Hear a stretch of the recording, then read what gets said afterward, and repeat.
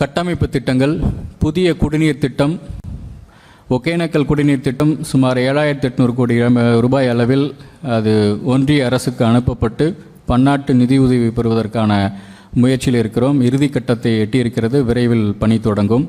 3 புதிய குடிநீர் திட்டங்கள் அறிவிக்கப்பட்டிருக்கின்றன நிதிநிலை அறிக்கையில்.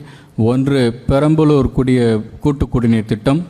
அது பெரம்பலூர் நகராட்சிக்கு மட்டுமல்ல, எறையூர், பாடலூர் ஆகிய 2 இடங்களில் இருக்கக்கூடிய சிப்காட் தொழிற்சாலைகள், ஒவ்வொரு தொழிற்சாலையும் தோளில்லாத காலனி தொழிற்சாலை, ஒவ்வொன்றும் அநேகமாக 15,000-20,000 தொழிலாளர்களுக்கு வேலைவாய்ப்பு கொடுக்கக்கூடிய அந்த தொழிற்சாலைகளுக்கும் அந்த நீர் போய் சேரும் அளவுக்கு ஒரு திட்டம்.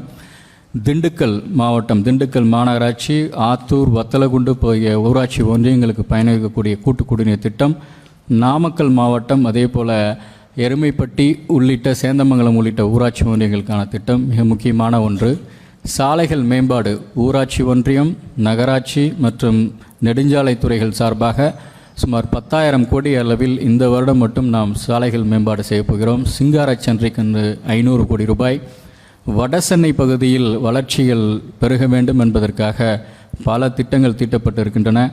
சாலை வசதிகள், அங்கு மழைநீர் வெள்ளம் வந்தால் கழிவுநீர் கலந்து விடுவதாக அதிக கவலையோடு புகார்கள் வந்தன. அதற்காக 940 கோடி ரூபாய் செலவில் ஒரு திட்டம், புதிய திட்டம் சென்னை மெட்ரோ வாட்டரால் அது செயல்படுத்தப்பட போகிறது.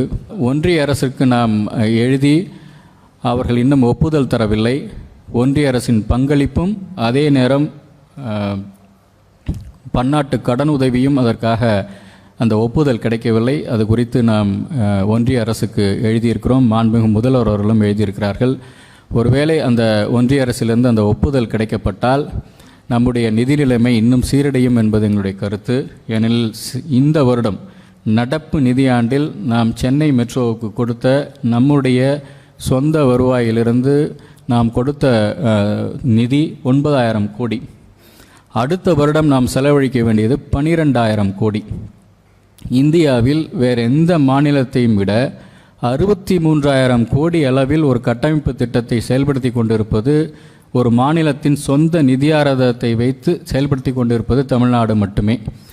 இந்த திட்டத்தின் மூலமாக நம்முடைய நிதிச்சுமை சற்று அதிகமாகிறது. ஒரு வருடத்திற்கு 12,000 கோடி நாம் செலவு செய்ய வேண்டும் என்றால் அதற்காக நாம் நிதி திரட்ட வேண்டியிருக்கிறது அல்லது கடன் வாங்க வேண்டியிருக்கிறது. ஆகவே ஒன்றிய அரசு இது ஒப்புதல் கொடுக்கும் பட்சத்தில் நமக்கு சற்று அதில் இலகுவாக இருக்கும் நம்முடைய நிதி மேலாண்மையை. அது குறித்து நாங்கள் நம்பிக்கையோடு காத்து கொண்டிருக்கிறோம். செய்திகளை உடனுக்குடனும் துல்லியமாகவும் தெரிந்து கொள்ள சப்ஸ்கிரைப் பண்ணுங்க.